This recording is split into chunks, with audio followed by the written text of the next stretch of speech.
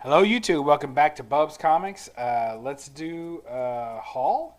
I've got a bunch of books. We won't get through them all right now, but we'll get through some of them. First off, I wanted to show off this, another one of the Marvel Mexico books that I picked up. So the deal with this is that it's a J. Scott Campbell cover. It's actually, I'm trying to get the glare off. You know how bad those black covers can be for glare. But basically it's Wolverine number 13 in volume 4, I think. So what they did is that they took, for the Marvel Mexico version, so this is Spanish on the inside is the language. It says $35 is what the price is down there. So what they did is that they took a cover swipe from a hard to find or a limited variant of number 1. So number 1 in this volume has this J. Scott Campbell variant, and it is Wolverine dressed as Deadpool, which is funny because usually, you know, Deadpool dresses as everybody else. And so it's a pretty cool variant. It's very kind of hard to find the English or American version of it, which is number 1. So Marvel Mexico put number 3, and they picked this cover to be the cover because that's kind of how they do things. They don't necessarily put the correct, if you will, or the original cover on these. They just kind of pick the cover they like the best. And these kinds of covers, they very rarely represent what's in the story anyway. So I've got this in a top loader and a Silver Age top loader with a regular sized bag, a resealable bag, and a slab skin clear backing board. So I say that because you know, some people may think that I am just putting in comics loose into these, and you don't want to do that because the top loaders will let dust and other debris and moisture and whatever else fall in there. So if you're going to use top loaders, I highly recommend still bagging and boarding them. And if you want to be able to see them kind of like a slab, then if you want to be able to see the back as well, kind of like a slab, then you want to get these comic skin clear backing boards. They're just basically acrylic boards. You could probably make them yourself, but for the price it costs to buy them, you'd probably come out even, so let somebody else do the work.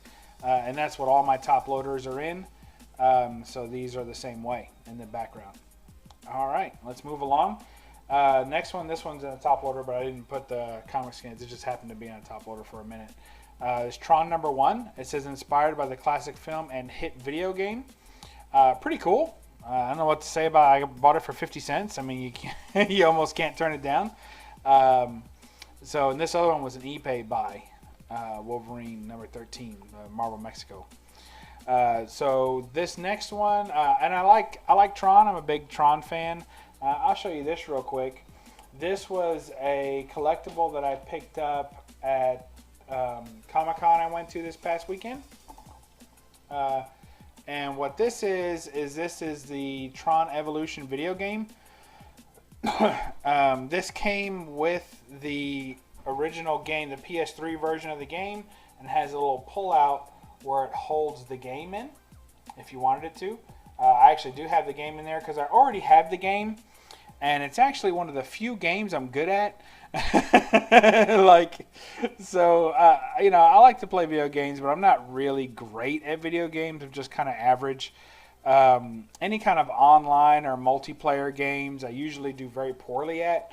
I don't have, you know, I work, you know, I'm not a 13-year-old kid with tons of time in his hand to sit and make my life's goal to be good at a video game. And I'm not knocking the adults or people my age who do play video games. If you have time to do that and you can dedicate time and money and resources to that, then that's cool, you know, whatever your hobby is. But for me, that's not where I choose to put my energy. But I still enjoy playing. It's just online's really tough for me because usually everybody on there is so good, and I don't like to lose. It's no fun to lose. So I just play single player games and whatever against the computer and stuff like that. But this game is one of the only games that I've ever played online and played enough. Like, I stayed up all night playing this game when it first came out, and I absolutely still love it to this day. And I got pretty good at it, and I was ranking up and beating people online, and it was fun, and I would interact and talk to people. So Anyway, that was pretty cool. So they had a version of this all boxed up in the original box. And I picked it up for $10 with the original game in the original box and put the little display stand together, which I think looks pretty damn awesome. All right, let's move on. Another one that I picked up was Marvel Comics Group, The Incredible Hulk 179. So what's important about this book, if you all don't know, and most people don't know, this is one of those books that doesn't get the love it deserves. Everybody knows Hulk 180. Well, at first, we'll start. Everybody knows Hulk 181, right? So Hulk 181 is the first full appearance of Wolverine. Some people would argue that Hulk 180 is a full appearance of Wolverine. I'm kind of one of those people also, but I have both, so who really cares, right? So Hulk 180 is the first cameo appearance. Most people would agree. First cameo appearance of Wolverine. Well, there's such a thing as pre-publication appearances, a lot of these things. A good example of that would be the black costume from Spider-Man. That's one that has a lot of appearances, and it's kind of sketchy which one's the first, and there's a lot of pre-appearances, such as in Marvel Age, and then, Heroes Hotline. There's several of them. But anyway, that aside, Wolverine actually has several pre-appearances as well. And I have all of them. I have all the pre-appearances. But anyway, this one, what I would call a pre-appearance, are like publication appearances. So I have all of the advertisements for Hulk 181 that came out just after Hulk 180. I have this one, which is Hulk 179. And what's interesting about this one, and if you guys don't mind the quick time, I'll go ahead and take this out and show you. So what this does is this has the first mention of Wolverine. Now, they don't mention him by name, but of course, once 180 and 181 hit, you know who they're talking about. But on the very last page, and this is something even a lot of Wolverine fans don't pay attention to because they get so caught up in the difference between Hulk 180 and 181, they kind of forget this part. And it says, next issue, once more, the Wendigo, and a startling guest star. Well, that startling guest star is Wolverine. There's no other appearance in Hulk 180 that is a guest star in any way, in any shape, form, or fashion. All those characters have already been around. So the startling guest star is Wolverine.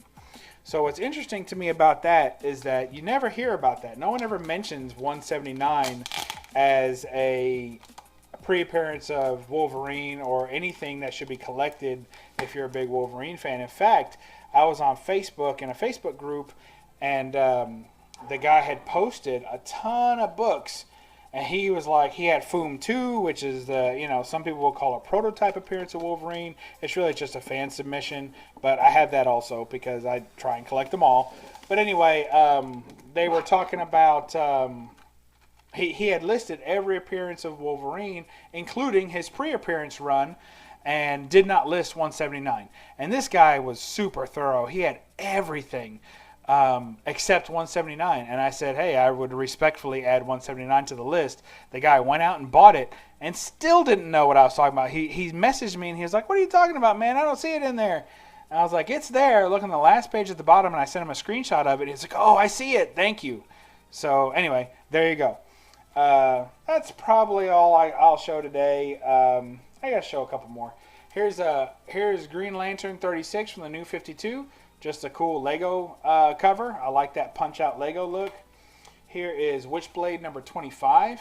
Some Michael Turner goodness. When I see a Michael Turner cover for 50 cents, I consider it my duty to pick this up. I can't leave that behind for 50 cents. That is absolutely beautiful. Michael Turner does it again. I hardly know anything about Witchblade other than when she crosses over with Lara Croft Tomb Raider, which I have a full run of. And I absolutely love that. And, I mean, this Michael Turner, man, it's a great one lost. So he's absolutely fantastic. This one is a Fantastic Four poster book. This came as part of, I think, a Marvel Legends or a Marvel Selects group of figures. It came with a Fantastic Four set, and this was like an insert into that, and it's nothing but posters. Some are single page, some are double pages. The Fantastic Four, actually not that good. So, like the coolest one is the Jusco cover, and the rest on the inside are all very cheap and very crappy ones. But this Jusco cover, again for 50 cents, I couldn't leave this behind. I just love it. The cover, that is. Here's Masks number 2. This is a collaboration between the Shadow, Green Hornet, and the Spider. So I really like the Spider comics. Dynamite did a run of the Spider. I enjoyed that. They have a run of Shadow, but I collected all the Shadow and Batman ones together. I kind of like that. And I haven't collected any Green Hornet not really, other than in this group of comics. So, and they also have a volume 2 of this, which I'm almost completed as well. So, let's see. I think we'll top it off. I like my pretty ladies. So, here is Tomb Raider 34.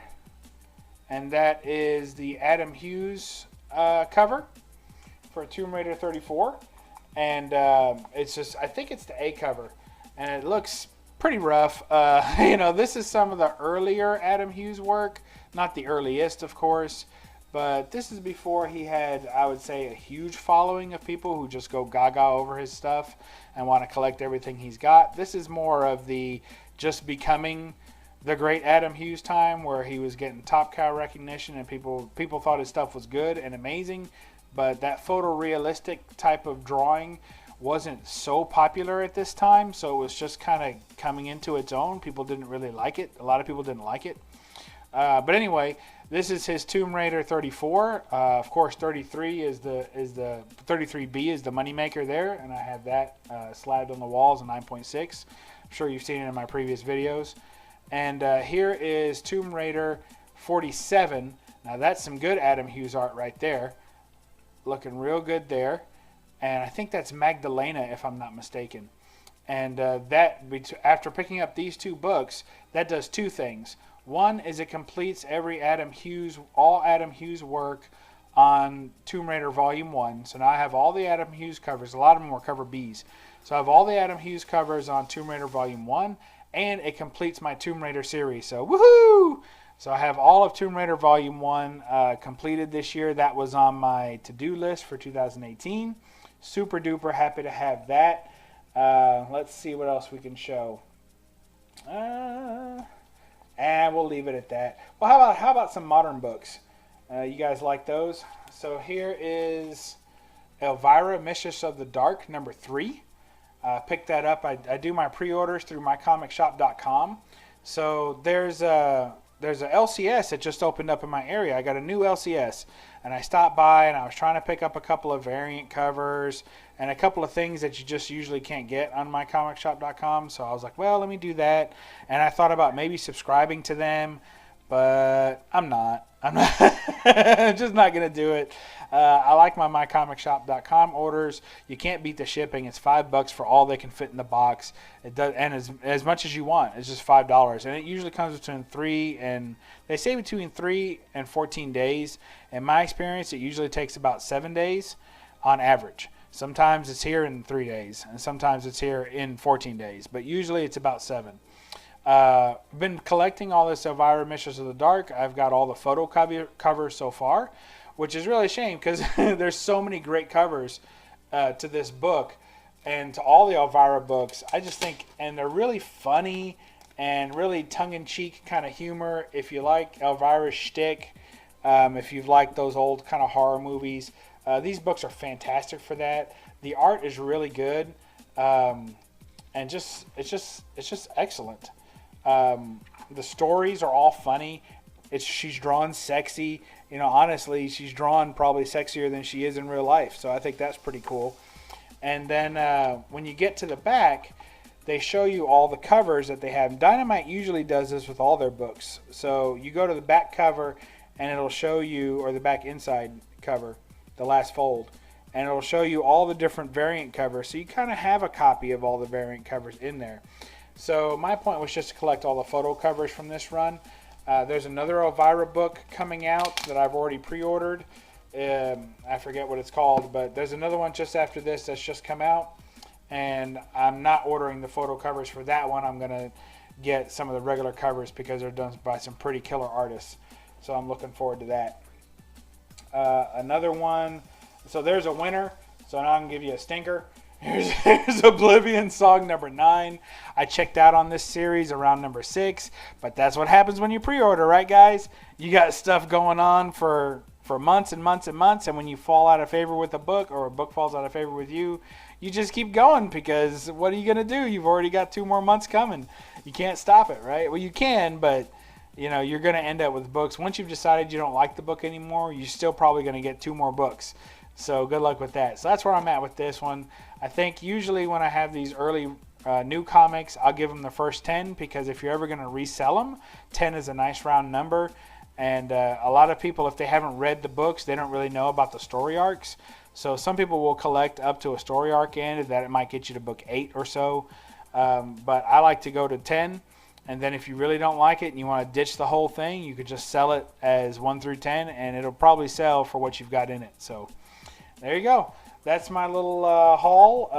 Got through a lot of those books. Took a little long, but oh well. If you don't like it, there's plenty of other things to watch. So hope y'all like that. Really glad to have completed my Tomb Raider run. And let's see. The book we will leave you with, I think it's going to be this one. The first one. It's Marvel Mexico Wolverine number 13. This book was so mint when I got it. I didn't want to put fingerprints on it. Like, I had touched the very corner and I could see it burning in fingerprints. It's so black.